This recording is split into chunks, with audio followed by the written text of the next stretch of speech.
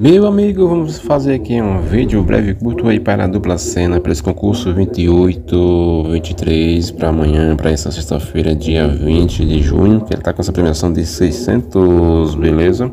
Meu amigo, você escolhe aqui o número aqui na diagonal, na horizontal e também na vertical, mas essa tabelinha para esse concurso não veio aí nenhum indicativo 1, então portanto vamos aí focar nesses que estão próximos ao indicativo 0, mas também você pode marcar algumas aí como final 1, né, como por exemplo a dezena 11, como eu marquei aqui a 11 nos palpites, tendo 17, então fazendo 16, né?